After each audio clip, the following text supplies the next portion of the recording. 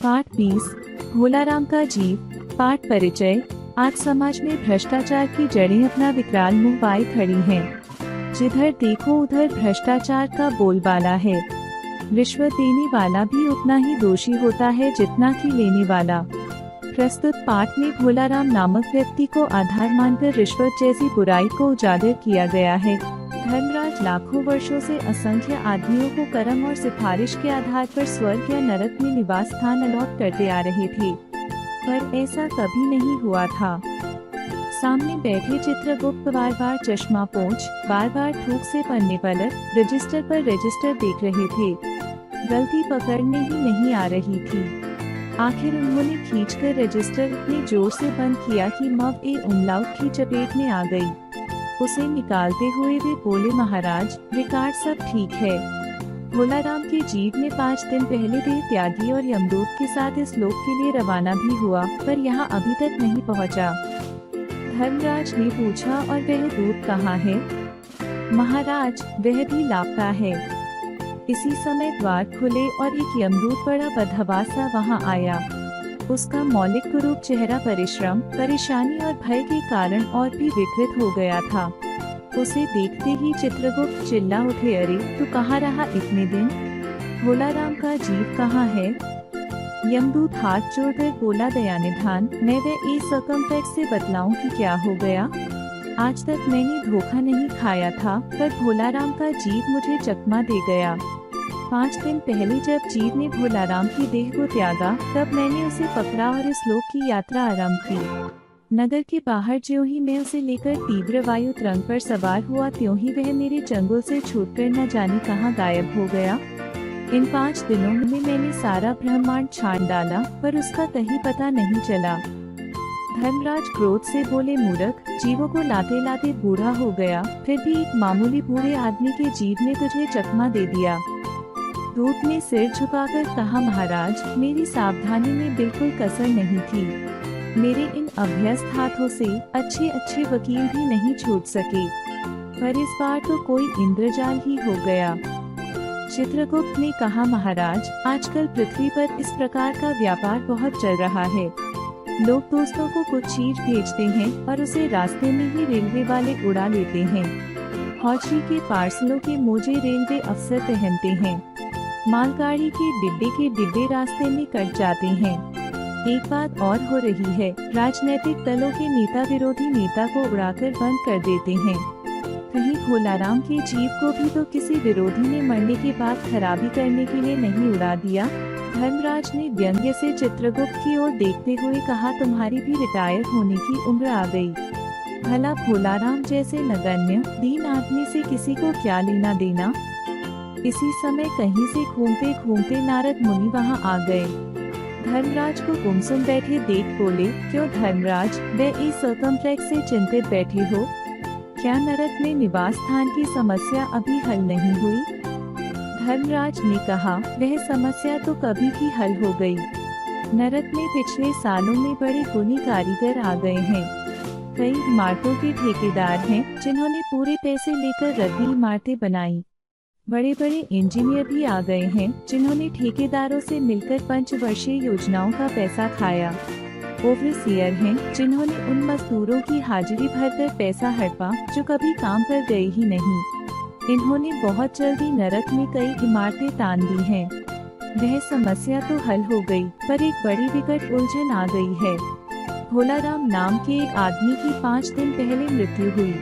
उसके जीव को यह दूत यहाँ ला रहा था कि जीव इसे रास्ते में चकमा देकर भाग गया। इसने सारा ब्रह्मांड छान डाला, पर वह कहीं नहीं मिला। अगर ऐसा होने लगा तो पाप पुण्य का भेद ही मिट जाएगा। नारद ने पूछा, उस पर इनकम टैक्स तो बकाया नहीं था? हो सकता है उन लोगों ने रोक लिया हो। चित्रगुप्त ने कहा, इनकम होती तो टैक्स होता, वह तो भूखमरा था। नारद बोले, मामला बड़ा दिलचस्प है। अच्छा मुझे उसका नाम पता तो बताओ, मैं पृथ्वी पर जाता हूँ। चित्रगुप्त ने रजिस्टर देखकर बताया, भोलाराम नाम था उसका। जबलपुर शहर में धमापुर मोहल्ले में नाले के किनारे एक 1.5 कमरे के टूटे फूटे मकान में वह परिवार समेत रहता था। उसकी एक स्त्री थी, 2 लड़के और 1 लड़की। उम्र लगभग 60 साल। सरकारी नौकर था। 5 साल पहले रिटायर हो गया था। मकान का किराया उसने 1 साल से नहीं दिया, इसलिए मकान मालिक उसे निकालना चाहता था। इतने में भोलाराम ने संसार छोड़ दिया। आज 5वां दिन है। बहुत संभव है कि अगर मकान मालिक वास्तविक मकान मालिक है तो उसने भोलाराम के मरते ही उसके परिवार को निकाल दिया होगा। इसलिए आपको परिवार की तलाश में काफी घूमना पड़ेगा। माँ बेटी के सम्मिलित रुदन से ही नारद भोलाराम का मकान पहचान गए। द्वार पर जाकर उन्होंने आवाज लगाई, नारायण नारायण। लड़की ने देखकर कहा, आगे जाओ महाराज। नारद ने कहा, मुझे भिक्षा नहीं चाहिए, मुझे भोलाराम के बारे में कुछ पूछताछ करनी है। अपनी माँ को जरा बाहर भेजो बेटी। भोलाराम की पत्नी बाहर आई। नारद ने कहा, माता, भोलाराम को क्या बीमारी थी? क्या बताऊं, ए सर्कमफ्लेक्स, गरीबी की बीमारी थी। 5 साल हो गए पेंशन पर बैठे, पर पेंशन अभी तक नहीं मिली। हर 10-15 दिन में एक दरख्वास्त देते थे, पर वहाँ से या तो जवाब आता ही नहीं था, और आता तो यही कि तुम्हारी पेंशन के मामले पर विचार हो रहा है। इन 5 सालों में सब गहने बेचकर हम लोग खा गए, फिर बर्तन बिके, अब कुछ नहीं बचा था। फाके होने लगे थे। चिंता में घुलते घुलते और भूखे मरते मरते उन्होंने दम तोड़ दिया। नारद ने कहा, क्या करोगी माँ? उनकी इतनी ही उम्र थी। ऐसा मत कहो महाराज, उम्र तो बहुत थी। 50-60 रुपया महीना पेंशन मिलती तो कुछ और काम कहीं करके गुजारा हो जाता, पर क्या करें? 5 साल नौकरी से बैठे हो गए और अभी तक एक कौड़ी नहीं मिली। दुख की कथा सुनने की फुर्सत तो नारद को थी नहीं। वे अपने असली मुद्दे पर आए। माँ, यह तो बताओ कि यहाँ किसी से उनका विशेष प्रेम था जिसने उनका जी लगा हो? पत्नी बोली, लगाव तो महाराज बाल बच्चों से ही होता है। नहीं, परिवार के बाहर भी हो सकता है। मेरा मतलब है किसी स्त्री। स्त्री ने गुर्राकर नारद की ओर देखा। बोली, चाहे जो मत बको महाराज, तुम साधु हो, उचक के नहीं हो। जिंदगी भर उन्होंने किसी दूसरी स्त्री को आंख उठाकर नहीं देखा।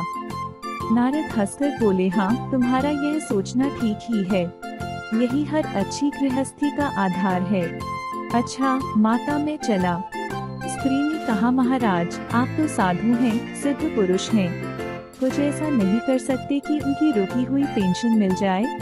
इन बच्चों का पेट कुछ दिन भर जाए। नारद को दया आ गई थी। वे कहने लगे, साधुओं की बात कौन मानता है? मेरा यहाँ कोई मठ तो है नहीं, फिर भी मैं सरकारी दफ्तर में जाऊंगा और कोशिश करूंगा। वहाँ से चलकर नारद सरकारी दफ्तर में पहुँचे।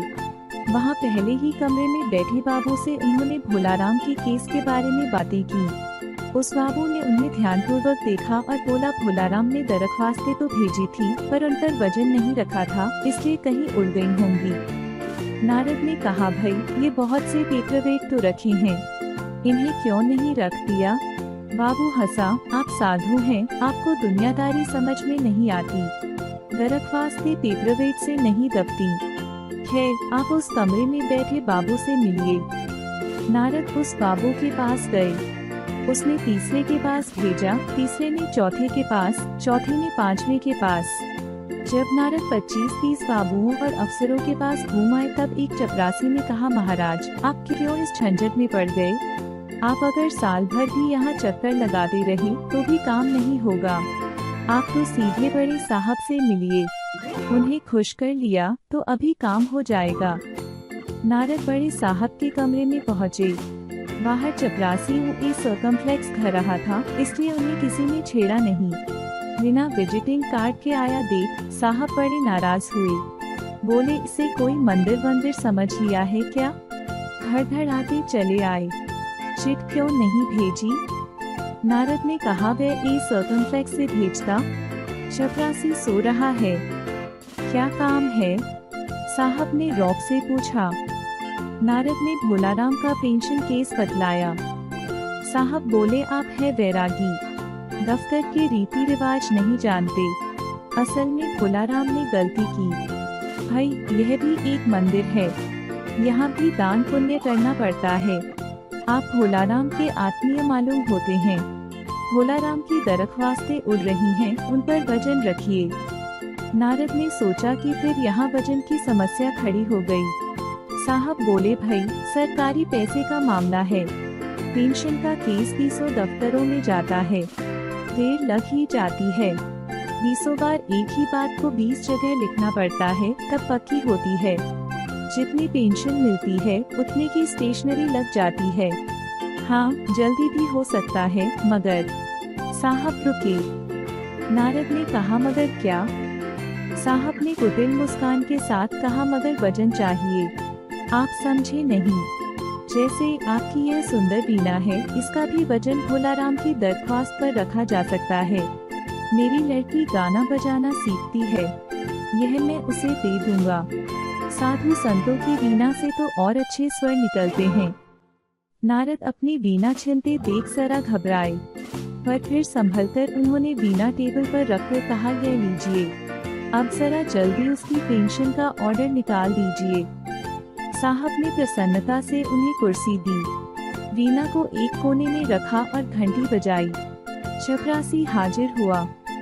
साहब ने हुक्म दिया, बड़े बाबू से भोलाराम के केस की फाइल लाओ। थोड़ी देर बाद चपरासी भोलाराम की 100-150 दरख्वास्तों से भरी फाइल लेकर आया। उसने पेंशन के कागजात भी थे।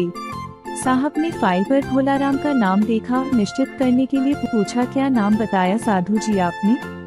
नारद समझे कि साहब कुछ ए सर्कमफ्लेक्स चा सुनता है, इसलिए जोर से बोले, भोलाराम। सहसा फाइल में से आवाज आई, कौन पुकार रहा है मुझे? पोस्टमैन है। क्या पेंशन का ऑर्डर आ गया? नारद चौंके, पर दूसरे ही क्षण बात समझ गए। बोले, भोलाराम, तुम क्या भोलाराम के जीव हो? हाँ, आवाज आई। नारद ने कहा, मैं नारद हूँ, मैं तुम्हें लेने आया हूँ। चलो, स्वर्ग में तुम्हारा इंतजार हो रहा है।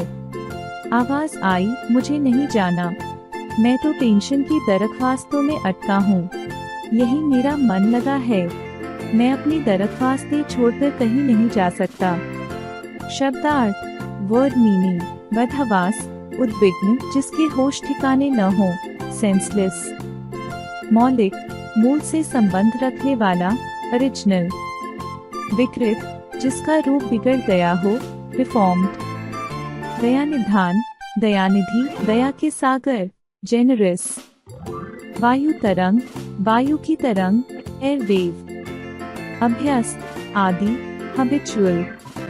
नगण्य, जिसकी कोई गिनती न हो, तुच्छ, नेग्लिजिबल। व्यंग्य, कटाक्ष, आयरनी। बकाया, बची हुई, रिमेन। दरख्वास्त, अर्जी, एप्लीकेशन। मुद्दे, विषय, सब्जेक्ट। वैरागी, विरक्त, जिसे वैराग्य हुआ हो, एनेस्थेटिक।